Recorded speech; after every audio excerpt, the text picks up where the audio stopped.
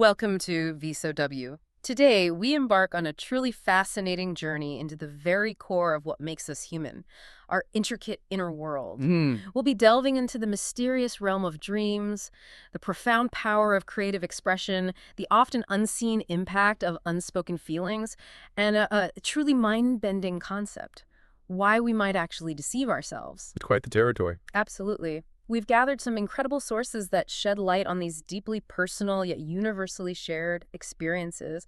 We've got everything from, cutting edge neuroscience to compelling anecdotes and rigorous psychological studies. Right. Our mission, as always, is to navigate these waters with you, extracting the most important insights and offering fresh perspectives that, well, might just challenge how you view your own mind. Indeed, it's a rich and multi-layered tapestry of human experience we're about to explore. Hmm. Our sources offer a really diverse lens, don't they? They really do. Moving from medical and psychological perspectives on sleep and dreams, Mm. all the way to the deeply personal testimonials of artists, and then into rigorous scientific inquiry into communication and self-deception. Yeah. Throughout our deep dive, we'll be connecting the dots between how our minds process information unconsciously, how we channel our emotions, and the surprising, maybe even evolutionary reasons behind some of our most complex psychological strategies. Sounds fascinating. It promises to be an extensive exploration into self-understanding, one that might just change the way you perceive your own thoughts and feelings. Okay, let's unpack this then. Let's begin our exploration of the inner workings of the human mind. All right, so we've all been there, waking up from a dream that, just a fleeting sense of its narrative. Sometimes it's completely bizarre, utterly nonsensical. Right. Other times profoundly moving, leaving an emotional residue that kind of lasts through the morning.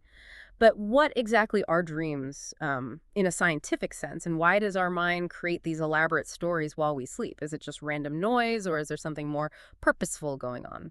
Well, that's a truly compelling aspect of human psychology, isn't it? How universal dreaming is, despite our often poor recall. Yeah. Medically, dreams are defined quite simply as the stories and images our minds create during sleep. Okay. These nocturnal narratives are really a reflection of the brain's ongoing cognitive functioning. It's a complex process where it synthesizes memories, both conscious and unconscious thoughts, and our daily experiences in the world. So it's pulling from everything. Pretty much. And consider this remarkable fact. Everyone is thought to dream between 3 and 6 times every single night. Wow, 3 to 6 times. Every night. And each dream lasting anywhere from 5 to 20 minutes. Yet despite this constant mental activity, around 95% of these dreams are forgotten by the time we even get out of bed. 95%. It's pervasive, yet largely ephemeral. It's constantly happening just beneath the surface of our conscious awareness. That is a staggering statistic. 95% forgotten. It almost makes you wonder, if most of them vanish so quickly, how reliable are the insights we do manage to glean from dream analysis? Or is the benefit more about the symbolic processing itself rather than conscious recall? What benefits, if any, do dreams actually offer us beyond just, entertainment? That's a crucial distinction, actually. And the research suggests the benefits are significant, moving well beyond mere random neural firing or passive entertainment. Okay. Dreams are thought to play a vital role in helping us learn and develop long-term memories. This offline memory reprocessing, it isn't just about passive storage. Right. It's like your brain actively running a sophisticated defragmentation and optimization program every night. It reorganizes, consolidates, strengthens the neural pathways for critical information gathered during the day. While pruning the less important stuff. Exactly. Pruning less important data, effectively cementing new learnings and experiences. Think of it as your brain's nightly cleanup crew, making sure your mental hard drive is running efficiently. That makes sense. And beyond memory, there are these profound theories that dreaming is a form of, psychotherapy, helping to process overwhelming, contradictory, or complex notions that might be too unsettling or emotionally charged for our waking minds to fully confront. So, tackling things we avoid when awake. Precisely. It serves a deep need for psychological balance and equilibrium, allowing us to explore fears, desires, and conflicts in a safe, simulated environment. It's almost as if our brain conducts a nightly therapeutic session for itself, working through unresolved issues, even if we never consciously remember the details. This deep insight suggests that even if you don't recall specifics, your brain is actively working to resolve internal conflicts. Paying attention to recurring themes, even vague ones, might offer invaluable clues to your subconscious stressors. Dreams become a personal, nightly barometer for your mental state. Okay, so we've covered the functions dreams serve, like memory consolidation and emotional processing. But beyond these, let's say practical functions, our sources dig into some truly fascinating, sometimes almost philosophical theories about the deeper reasons why our brains create these nocturnal narratives. I mean, from ancient ideas of unconscious desires to modern hypotheses about preparing for future threats. What are some of the most compelling theories about the fundamental purpose of dreaming? Yes, the why is where it gets really interesting, doesn't it? Besides the classic idea of representing unconscious desires and wishes, which, dates back to Sigmund Freud and the psychoanalytic tradition, where dreams are seen as a royal road to the unconscious. Right, the Freudian interpretation. Exactly. Researchers have also developed more neurologically focused models. We touched on offline memory reprocessing earlier. This system actively works to support and record waking consciousness, aiding in learning and memory tasks, basically cementing what we've experienced. Then there's the intriguing idea that dreaming helps us prepare for possible future threats, a kind of cognitive simulation of real-life experiences. Threat simulation theory. That's the one. It proposes that dreams are a safe, virtual environment for us to practice dealing with dangerous or challenging situations, sharpening our fight-or-flight responses or problem-solving skills without actual risk. Like a mental dress rehearsal. Kind of, yeah. It's a way for our brains to run scenarios for potential adversities. Dreaming is also seen as this unique state of consciousness that blends present experiences, past processing, and future preparation. Mm. It suggests a much more dynamic role than just passive activity. So it's not just looking back, but also looking forward. Potentially. From a neuroscientific perspective, dreaming might also contribute to developing cognitive capabilities, refining abstract thought, and creative problem solving. And the brain activity during REM sleep, in particular, is a strong candidate for the cause of vivid dreaming. Neuroscientists focus on the structures involved in dream production and organization, While psychoanalysis focuses more on meaning. right? Concentrating on the meaning and context of these narratives, Yeah. often emphasizing symbolism and emotional content. Two different but potentially complementary angles. Speaking of REM sleep, our source details the 5 phases of a sleep cycle. Could you maybe walk us through how these distinct stages relate to dreaming? It feels like REM gets all the attention, but how do the other stages contribute to our nocturnal experience? It's a great question because the sleep cycle is a fascinating, really carefully orchestrated process. It progresses through these distinct phases, moving from lighter to deeper sleep, and then into that unique state of rapid eye movement, or REM sleep, which we usually associate with vivid dreams. Okay. Stage 1 is the onset of sleep. Very light phase, slow eye movement, reduced muscle activity. It's about 5% of total sleep. You might feel like you're just drifting off, easily awakened, Barely asleep. pretty much. Then comes stage 2, which makes up about 45% of our total sleep. Here, eye movement stops, brain waves become slower, Mm. but they're punctuated by these occasional bursts of rapid waves called sleep spindles. Sleep spindles, what do they do? They're thought to be crucial for memory consolidation, helping lock in those memories. Got it. Then deep sleep. Right. Stages 3 and 4 are characterized as deep sleep or slow wave sleep, dominated by delta waves, the slowest, highest amplitude brain waves. This is the most restorative period of sleep, and it's very difficult to wake someone up then. That groggy feeling if you are woken up. Exactly. That's sleep inertia. You feel disoriented. These stages make up about 25% of your sleep. Okay, so that leaves REM. Finally, yes, stage 5, or REM sleep, typically accounts for the remaining 25% of total sleep time. And it's during REM that we see the most vivid, often bizarre dreams. And lots happens physically too, right? Oh, absolutely. Breathing becomes rapid, irregular, eyes jerk rapidly under closed eyelids, hence the name. And importantly, limb muscles are temporarily paralyzed. Why paralyzed? It's called atonia. It's a protective mechanism, basically preventing us from acting out our dreams. Imagine if you weren't paralyzed during an action-packed dream. Right, that could be dangerous. Definitely. Heart rate and blood pressure increase too. And interestingly, there are physiological signs of arousal in both males and females, regardless of the dream content. Hmm. So when people are awakened during REM sleep, they often describe these bizarre and illogical tales, which firmly links this stage to our most memorable dream experiences. This connection is a key insight from neuroscience, though, the full extent of conscious control over dream content is still understood to be pretty reduced. You're largely a passenger. So, what does this all mean for the actual content of our dreams? Do they truly connect to our waking lives, or are they just these entirely separate worlds playing out? And what about those intensely emotional dreams or recurring nightmares? Oh, absolutely. The connection is profound and I'd say undeniable.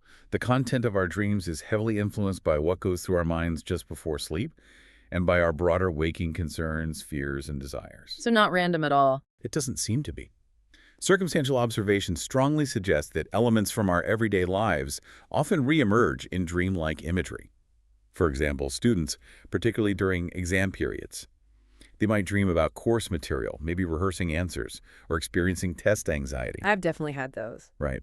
People deeply immersed in relationships often dream about their partners, exploring aspects of their connection. And someone like a web developer might find their dreams filled with programming code, debugging scenarios, or user interfaces. It reflects our preoccupations. Exactly. Dreams are universal, emotional, and vivid experiences, and their themes often correspond closely to our waking life concerns. They can be like a mirror.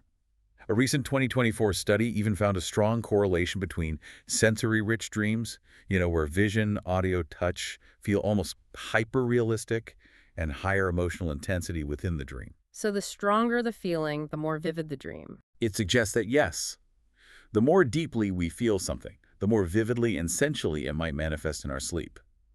And unfortunately, specific anxieties like trauma, death anxiety, or diagnosed anxiety disorders can very powerfully manifest as recurring nightmares. Those aren't just bad dreams, are they? No, they can be vivid, distressing, disruptive, often replaying stressful events or amplifying fears. But the good news here is that this connection also suggests that addressing these underlying waking issues, maybe through therapy, stress reduction, processing trauma, could lead to a significant decrease in the prevalence and intensity of those disturbing dreams. Highlighting that deep connection. Absolutely, a bidirectional connection between our conscious and unconscious mental states. Our dreams are, in many ways, maybe an unedited version of our waking selves. Okay, so from the unconscious stories our brains weave in sleep, let's shift focus a bit. Let's talk about the conscious and maybe sometimes still quite unconscious act of channeling our emotions through art. Our sources, particularly a really fascinating Reddit discussion, offer a compelling glimpse into how artists grapple with this. Many describe a subconscious outpouring, almost like emotions just flow onto the canvas or paper without conscious intent. It sounds almost automatic. That's absolutely right. One contributor to that discussion noted, and I'm quoting here, "I just draw, and whatever comes out, I assume it's an emotion that I've buried deep down that's come to the surface." Wow. It's a powerful idea, isn't it? Suggests art can be a powerful, almost diagnostic window into our deeper emotional states, even when we're not consciously thinking about them or actively trying to express them. Like the hand knows something the mind doesn't yet. Sort of, yeah. As if the hand, guided by a deeper impulse, reveals what the conscious mind hasn't yet fully grasped. The impact of mood is also highlighted in these accounts. Some artists find that negative emotions like anger or profound sadness can surprisingly lead to what they describe as well. Pretty cool shit. Ah, okay. Producing art with raw power. Exactly, raw power and authenticity. Conversely, happy moods might sometimes result in more superficial or, as one artist put it, art. Interesting. It points to art as a potent outlet, almost a release valve, especially for intense or challenging feelings. It's a way for what's unspoken internally to become tangible externally, offering a unique form of self-discovery and catharsis. But it's not always purely subconscious, is it? It sounds like some artists actively try to identify and express specific feelings. What methods do they employ to intentionally channel their emotional landscape into their work? Right, this leads us to consider the intentionality involved, which can vary significantly. While some describe that purely subconscious flow, others engage in a more deliberate, almost analytical process. Like planning it out more. Yes. One user, Pixel Vistas, offered a detailed approach, identifying feelings, choosing one, and then expressing it independently through a carefully selected palette of color, shape, and iconography. So specific symbols for specific feelings. Kind of. For example, they might use sharp, jagged lines and dark clashing colors for anger, or soft flowing shapes and cool, subdued tones for melancholy. This methodical process can apparently ground emotions, making them more manageable to process. They mention discovering a deeper fear by seeing their iconography become spiky and their self-portrayal very small. That's revealing. In contrast, another artist simply advised, just sit down and put marks on paper. No plans, just marks, follow the feelings. This is more of a stream of consciousness approach focusing purely on the raw emotional impulse. Letting the emotion guide the pen. Exactly, allowing the emotion itself to guide the creation rather than a preconceived intellectual idea. Both approaches, though, really underscore that deeply personal connection between internal states and artistic output. It certainly seems there's a strong therapeutic element here, moving beyond just the act of creation itself. One artist vividly described painting lost pets as really therapeutic, even if it was hard to engage with that grief at first. It's like the act of creating helps them navigate difficult emotional terrain. A truly compelling aspect of this is how art can serve as both a visual diary and a profound tool for emotional processing. It offers a safe space for introspection. How so? Well, by dedicating a separate sketchbook purely for emotional expression, artists can remove the pressure of public display, external judgment, or, monetization. Sorts the pressure off. Precisely. This simple act allows for more authentic, uninhibited creation, free from the self-critique that can often hinder truly cathartic art. It becomes a private sanctuary for processing. And self-portraits, you mentioned those too. Yes, self-portraits are another powerful tool mentioned, particularly for deeper emotional work. The intense, almost calming act of observing oneself in a mirror allows for an evaluation of a state of being, forcing the artist to confront their current emotional and psychological reality. Looking closely at yourself. Right. Through this process, they can capture and then, importantly, let go of emotions as they transform on the page or canvas. It's a tangible process for internal shifts, helping individuals work through and ultimately release difficult emotions by externalizing them. So the process itself is healing. Exactly. This resonates with the idea that the process itself, the journey of mark-making, observation, reflection, not just the final product, holds immense significant value in emotional healing and self-discovery. Beyond these intensely personal and therapeutic methods, what specific artistic techniques are most commonly used to convey emotion? Our sources mention fundamental elements that color, line, composition. But how do artists leverage these consciously or perhaps instinctively to communicate feeling?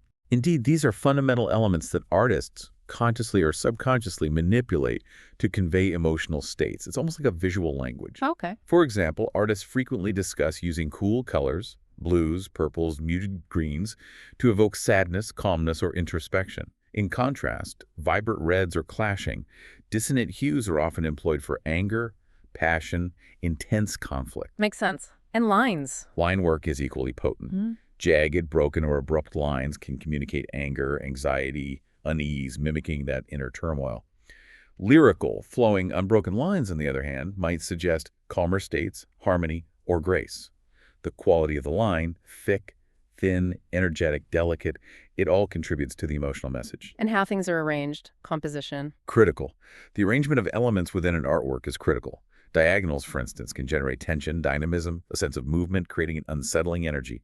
Symmetrical compositions, or those featuring strong horizontal and vertical lines, think squares or rectangles, often convey restfulness, stability, a sense of order. Even the sheer physicality of adding messy, aggressive strokes or applying paint heavily, a kind of expressive mark-making, can help release pent-up energy, much like strenuous physical exercise would. So the act of painting can be a release.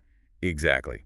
This suggests that the process of art making, the very act of applying these techniques, is crucial for emotional release and change. It allows artists to transition, say, from a tense state to a relaxed one by choosing marks that facilitate that shift. The materials themselves almost become partners in emotional expression. This powerful connection between art and expressing complex inner states makes me think of the Unmasking Pain project our sources described. It connects directly to this idea of art as a means of expression, particularly when traditional language and, well, clinical tools just fail. What was the core challenge this project aimed to address for people living with persistent pain? The core challenge, as highlighted in the academic source, is a profound and long-standing one within healthcare. People living with persistent chronic pain often struggle immensely to articulate their complex, multifaceted experiences in clinical settings. It's hard to put into words. Exactly. Their pain narratives are frequently deconstructed, reduced into quantifiable items on standardized assessment tools, like being asked to rate their pain on a 1 to 10 numerical scale. Which can feel very limiting. Very limiting. This reductionist approach often leads to patients feeling misunderstood, unheard, invalidated, or just not taken seriously by healthcare professionals. They feel their subjective reality of pain is lost in translation. So unmasking pain tried to bridge that gap. Yes, it sought to overcome this fundamental disconnect by using artist-led creative approaches to help people tell their stories holistically, moving beyond the limitations of verbal descriptors alone.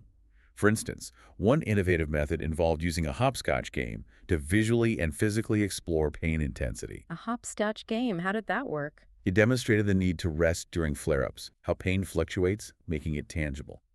The project aimed to find a more encompassing, human-centered understanding of the pain experience, one that acknowledged its objective, emotional, and social dimensions, going beyond the purely biomedical model's limitations. So what kind of impact did this artistic collaboration ultimately have? Not just on the participants, the people in pain, but also on the pain specialists involved. Did it genuinely shift perspectives or offer new insights? The project revealed significant, really transformative positive outcomes that directly challenged traditional medical models of pain management. Participants reported a palpable diffusion of negative emotions, intense anger, deep frustration, profound shame, pervasive fear and worry which had previously consumed them. That's huge. It is. And concurrently, there was a strengthening of positive emotions like pleasure, enjoyment, relaxation. They gained a greater awareness of their own emotional states, which, crucially, improved their ability and confidence to communicate their experiences more effectively, more comprehensively, feeling truly heard, maybe for the first time. Wow. And did it change their behavior too? Yes, many participants were empowered to reconnect with aspects of their former selves. Returning to old hobbies like knitting or music, or bravely starting new activities, dog walking, swimming, visiting art galleries. They reported feeling a renewed sense of self and increased capacity to engage with the world beyond the confines of their pain. Moving from "I can't do" to "perhaps I can, I'll give it a go," I enjoyed. That's incredibly powerful, and for the specialists. For the pain specialists involved, it was described as freeing up thinking, allowing for conceptual thought beyond the traditional, often rigid, biopsychosocial model of pain.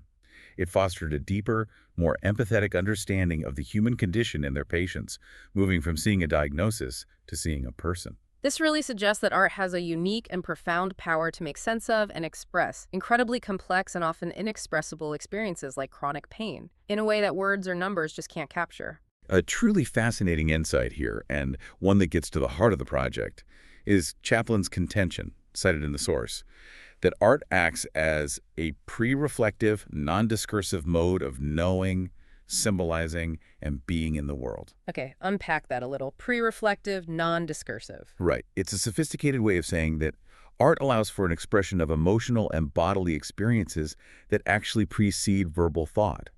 It enables understanding and reinterpretation of these experiences in a way that differentiates symbolic artistic action from, merely painting a fence. It's more than just an activity. It's a form of profound communication and self-understanding.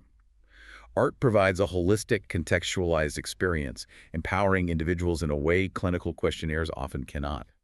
It creates an avenue for patients to articulate their suffering in a way that feels authentic and complete, often leading to a sense of agency they previously lacked. And it helps the conversation with doctors. Absolutely. Yeah. Importantly, it also creates a shared space for dialogue between patients and healthcare professionals, fostering empathy and deeper understanding of how words, or the lack thereof, might be received. The project itself was explicitly not art therapy. What's the distinction there? Art therapy typically focuses on psychological healing under the guidance of a therapist. This was artist-led, focusing on the person, not the pain, creating a new set of rules that fostered creative ownership and led to significant well-being improvements. Person-centered, not pain-centered. Exactly. This approach, centered on validating stories and reconnecting individuals with their social world through creative expression, really challenges traditional medical models by emphasizing the unique capacity of art to articulate the effectively experienced world, giving voice to the voiceless aspects of suffering. We've discussed dreams as unconscious expressions and art as a conscious or semi-conscious outlet. But what happens when feelings aren't expressed at all? When they remain unspoken, bottled up inside?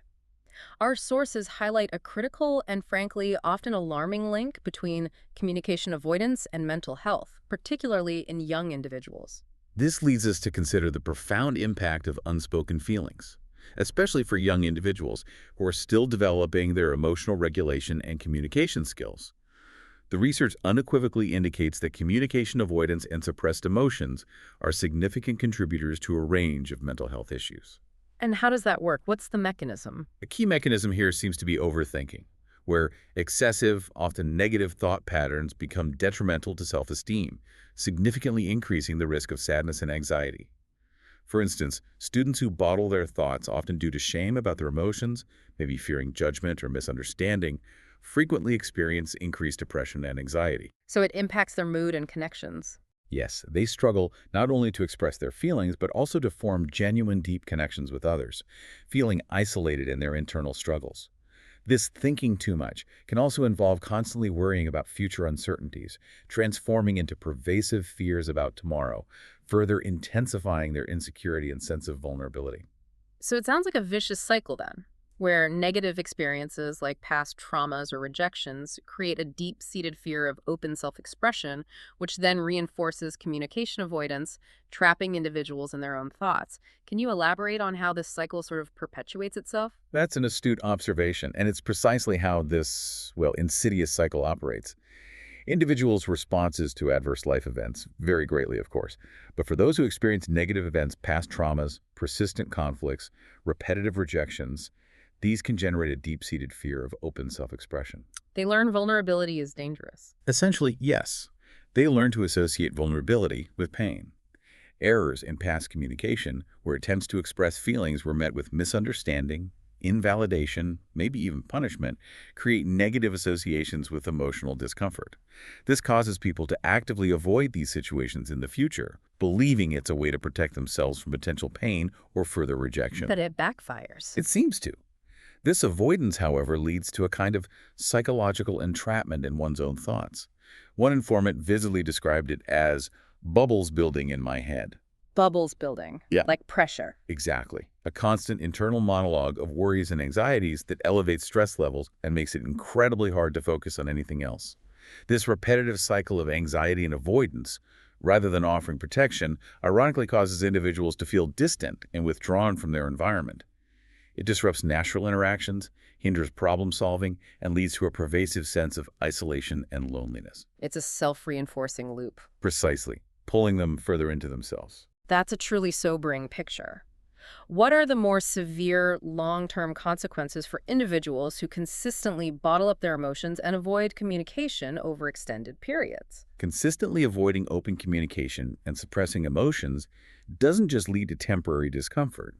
It can result in chronic psychological distress that manifests in very tangible and debilitating ways. Such as? These include burnout, a profound state of emotional and physical exhaustion, emotional numbness, where individuals lose the capacity to feel both positive and negative emotions, and a pervasive loss of motivation that impacts all areas of life. They're just interested in everything. Yeah.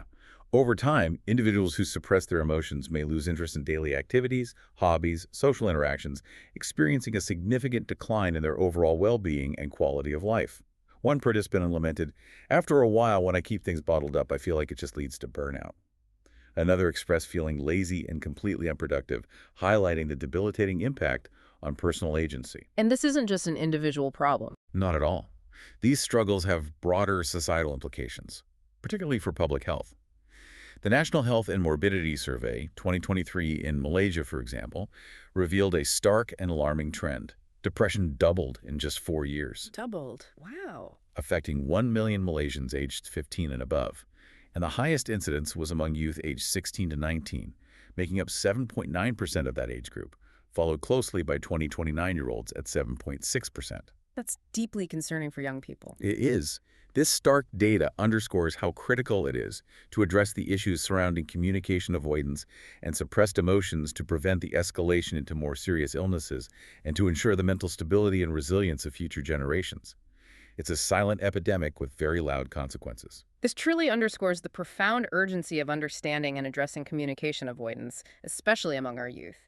Given this critical need, what existing interventions or therapeutic approaches do our sources suggest for helping individuals, particularly youth, navigate and overcome these challenges of unspoken feelings? Well, while the primary focus of the specific research discussed is more on understanding the impact of unspoken feelings rather than detailing specific interventions, it does point towards existing therapeutic approaches that are highly relevant. Okay.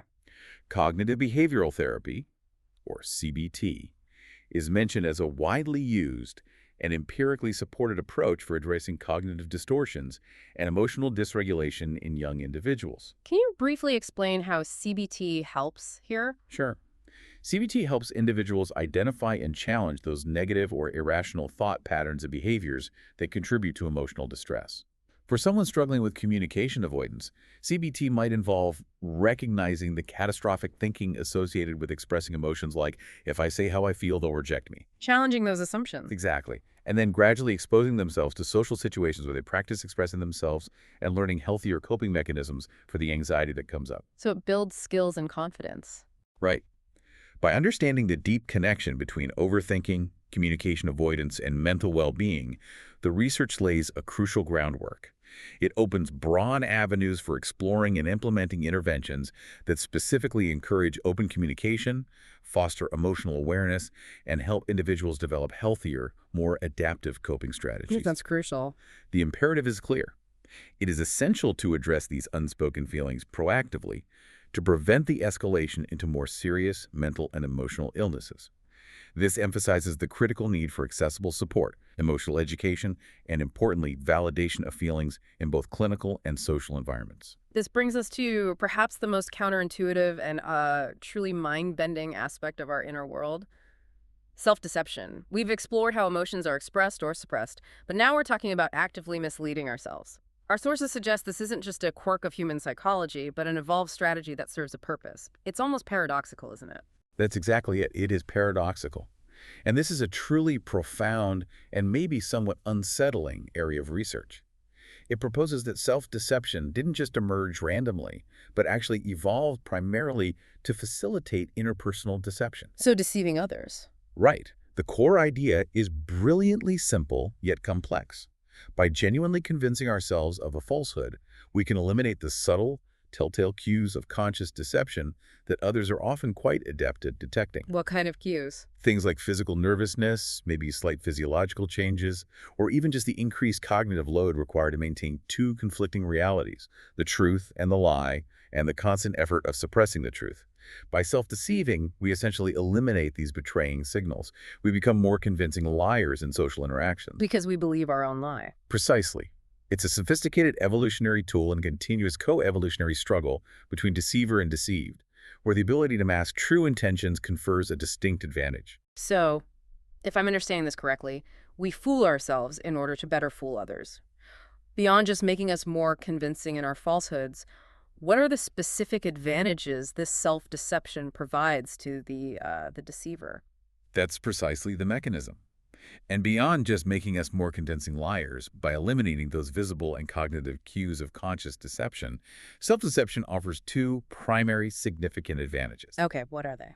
First, it eliminates the costly cognitive load associated with consciously maintaining a lie.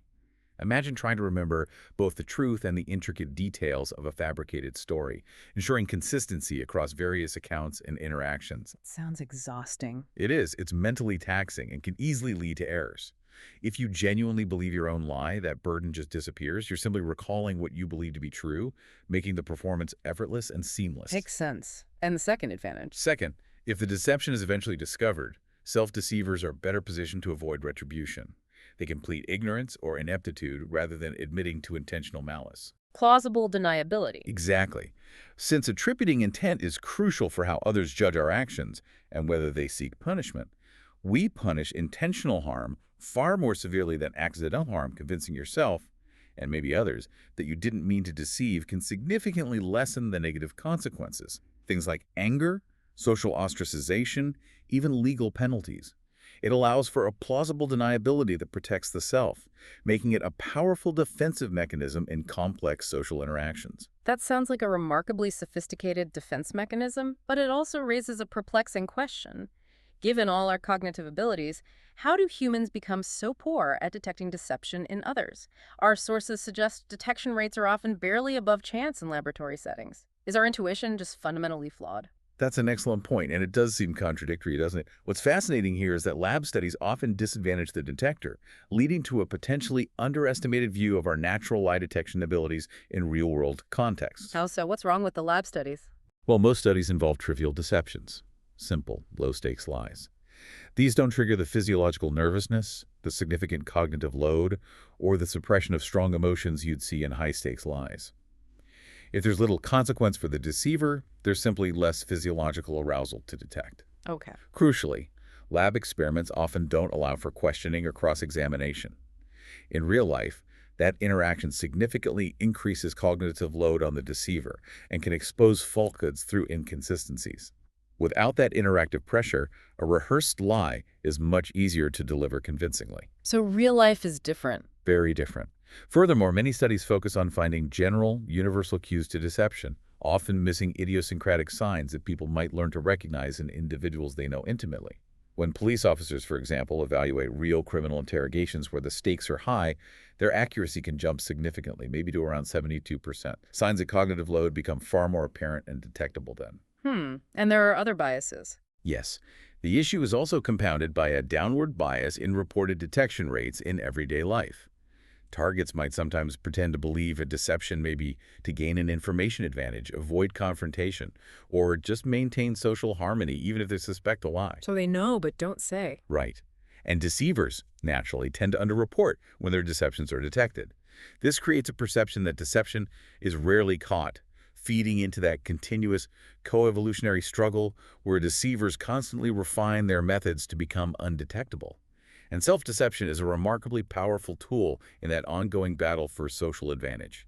Beyond specific acts of deception, how does this phenomenon of self-deception play a broader, more pervasive role in our social lives? Our sources introduce the concept of self-enhancement, which seems tied to this. This leads us to consider a truly ubiquitous aspect of human psychology. Self-enhancement. Self-deceptive self-enhancement allows individuals to display more confidence, competence, or attractiveness that is objectively warranted. And this confers a host of significant social advantages. Like what kind of advantages? Well, confidence, for instance, is a key determinant in leadership roles, attracting romantic partners, wielding social influence. Confident people are believed more readily, their advice is more likely to be followed, they're often perceived as more capable. Even if the confidence isn't fully justified. Even then, yes. Research consistently shows that self-enhancing biases are ubiquitous across cultures. Most people, when asked, genuinely believe they are better than average on a variety of positive traits. Intelligence, driving skills, you name it. The better than average effect. Exactly. Take the Epley and Whitchurch study from 2008. Participants were shown a morphing sequence of their own face, gradually altered to be either more or less attractive. They were then asked to identify their true, unaltered photograph. Okay, what did they find? The striking finding was that people were significantly more likely to identify a photo of themselves morphed to be more attractive as their actual self. And they did so more quickly than identifying their unaltered photo. So they genuinely saw themselves as more attractive. It suggests they truly believe their own self-enhancing stories, even about their physical appearance, and that this enhanced self-image is likely represented in memory below conscious awareness, making it feel more genuine and boosting their social capital and self-esteem without conscious effort. And what about the flip side of self-enhancement derogating others? Does self-deception play a role there too, allowing us to boost ourselves by putting others down? Yes, it absolutely does. It's a common, if perhaps less flattering, manifestation of self-deception. Research by Fain and Spencer in 1997 provides a compelling example of this mechanism. What did they do? In their study, non-Jewish participants were given an ostensibly objective IQ test. Crucially, some were subtly led to believe they had performed poorly, thereby experiencing a temporary threat to their self-esteem. Okay, so their ego was bruised. Right.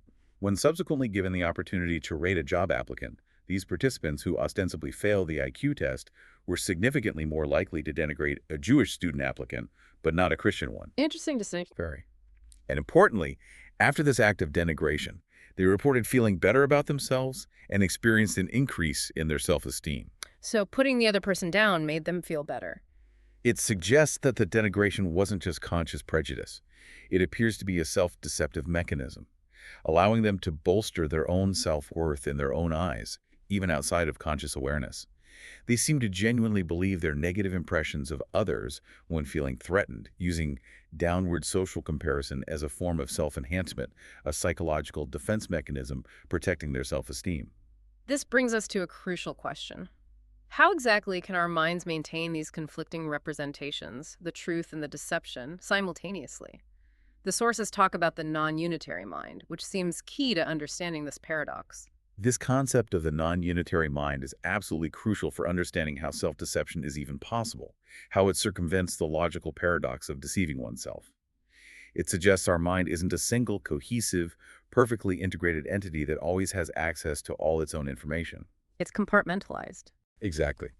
Rather, it's composed of dissociable processes or modules that don't always communicate directly or have access to the same information. This compartmentalization allows the mind to be both deceiver and deceived. Can you give an example? Sure. Consider the distinctions.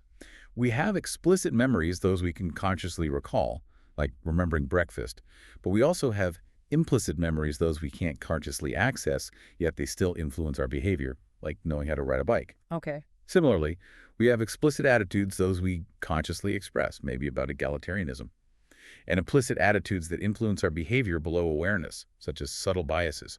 For instance, studies showed white Canadians reporting low explicit prejudice but scoring high on implicit prejudice measures actually discriminated against Asian job applicants when qualifications were ambiguous, while consciously maintaining an egalitarian stance. So conscious belief versus unconscious behavior. Precisely.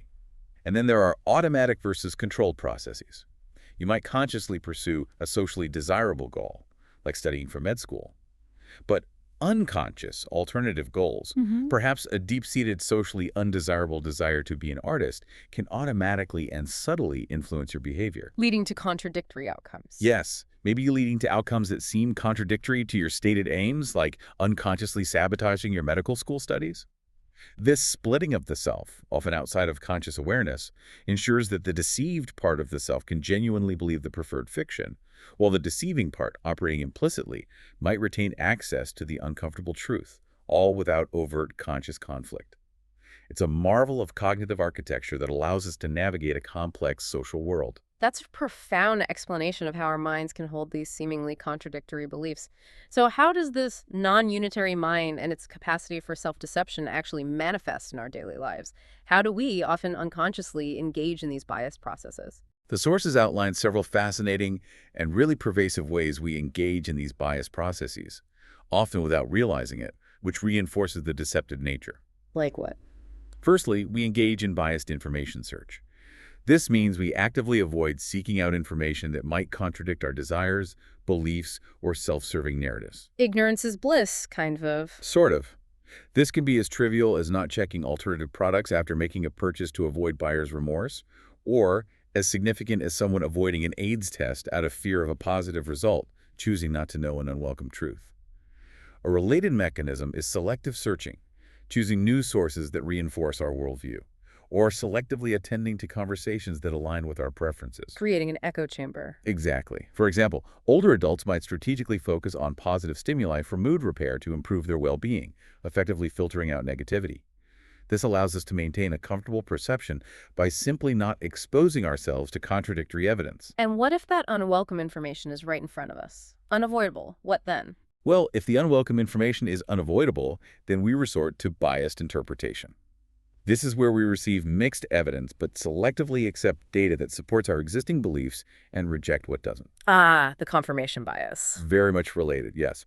The classic Lord et al. Study from 1979 on capital punishment perfectly illustrates this. When people with strong pro- or anti-capital punishment views were presented with the same mixed evidence, they became more polarized. More entrenched in their views. Exactly. Each side found flaws in the data that contradicted their existing stance and bolstered the evidence that supported it. This selective skepticism is a powerful form of self-deception, allowing us to maintain our original beliefs, often without realizing the inherent bias in our processing. Interestingly, this effect can be lessened by self-affirmation or increased cognitive load, suggesting an underlying psychological component. What other ways do we do this? We also engage in misremembering, where information inconsistent with our preferences is simply forgotten or distorted over time. For example, a person might have a remarkably accurate, vivid memory for winning a championship, recalling every detail. But the losses are fuzzy. Precisely. A notoriously poor or even subtly distorted memory of a significant loss or personal failure. This self-enhancing recall bias is also reduced when self-worth is externally bolstered, suggesting an implicit awareness of the original uncomfortable information somewhere. Fascinating. And rationalization. Finally, and perhaps most subtly, is rationalization. This is where we reconstruct motives behind our misdeeds or undesirable actions to make them socially acceptable or personally justifiable, often transforming self-serving behaviors into seemingly altruistic ones. Can you give an example? Like explaining away eating that second piece of cake by claiming you didn't notice there wasn't any left for others, rather than admitting to a lack of self-control, or attributing non-helping behavior to external factors. I was too busy, the situation was too complex, rather than acknowledging a personal unwillingness to assist. This denial of socially undesirable motives by rationalizing actions as products of external forces is a pervasive and very human form of self-deception, protecting our self-image and presenting a favorable narrative to ourselves and others. This seems to touch on a vast range of human behaviors, from the mundane, like explaining away a piece of cake, to the profound. Are there even broader implications for our understanding of things like our perceptions of control, or even severe mental health conditions? What's truly fascinating here is how pervasive and deeply interconnected self-deception is with broader psychological phenomena. It directly connects to how we perceive the world around us and construct our reality. House. For instance, when people feel a low sense of personal control, they are significantly more likely to perceive illusory patterns in random configurations and to endorse conspiracy theories, as documented by Whitson and Galinsky in 2008. Seeing patterns where none exist. Exactly. This suggests that self-deception might be at play in constructing a coherent, albeit false, narrative that restores a sense of order or control in an uncertain world.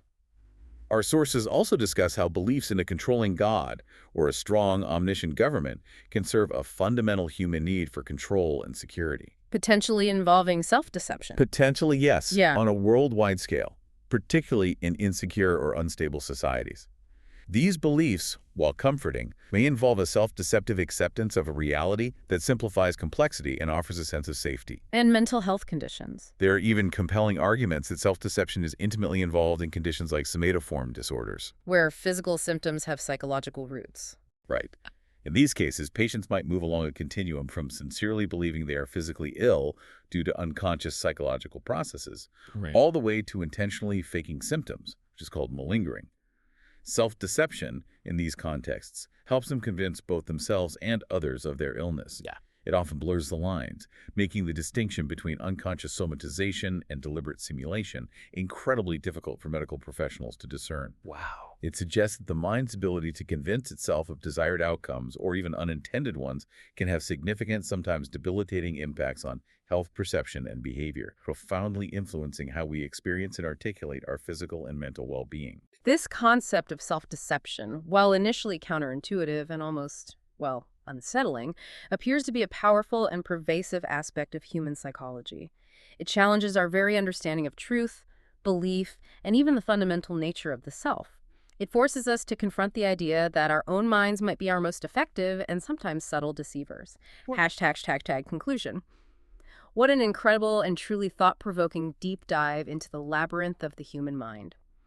We started with the mysterious stories our brains weave in sleep, revealing how our nocturnal narratives consolidate memories and process emotions. We then moved to the deliberate and subconscious ways we channel our feelings into art, discovering its profound therapeutic power. From there, we explored the very real dangers and societal costs of keeping our feelings locked away, highlighting the critical importance of open communication for mental well-being. A vital connection. And finally, we grappled with the profound and evolutionary reasons why we might even deceive ourselves, uncovering the hidden strategies our minds employ to navigate a complex social world. If we connect all this to the bigger picture, it just underscores the immense, almost unfathomable complexity of our inner lives, doesn't it? It really does. From the neurological processes of dreaming that help us consolidate memories and regulate emotions, to the therapeutic power of art in articulating the inarticulable like chronic pain, and the critical importance of open communication for mental well-being. Our minds are constantly at work, often in ways we don't fully perceive or consciously control. Yeah. And the concept of self-deception truly challenges us to think differently about perception, truth, and our social interactions. It reveals that our internal narratives are often far more constructed and perhaps self-serving than we initially realized. Ultimately, understanding these hidden dynamics, how our minds create narratives, process emotions, and even construct our own realities, can be incredibly empowering, can it? I believe so. It offers us invaluable tools for better self-awareness, healthier emotional expression, and perhaps a more nuanced and compassionate understanding of ourselves and others. This raises an important question for you, our listener, to maybe ponder. How might understanding your own unspoken words, whether those manifest in the vivid imagery of your dreams, the feelings you might unknowingly suppress, or even the subtle self-deceptions you engage in to protect yourself, how might that fundamentally change your perception of your own reality and your interactions with the world around you? It's a powerful thought to consider, definitely. Our journey today highlights that so much of our experience happens beyond conscious awareness, yet it profoundly shapes who we are, how we perceive truth, and how we interact with the world. It makes self-reflection an ongoing vital process. Hashtag tag tags outtry. We truly hope this deep dive into dreams, expression, and self-deception has provided you with valuable insights, sparked your curiosity, and maybe offered a new lens through which to view your own inner world. Thank you for joining us on VSOW. We encourage you to continue your own exploration of these fascinating topics and reflect on how they resonate with your own experiences. If you enjoyed this deep dive, please consider subscribing to our show, liking this episode, and leaving a comment with your thoughts or any questions you might have. Your engagement really helps us continue to bring you these in-depth explorations. Thank you for listening to VSOW.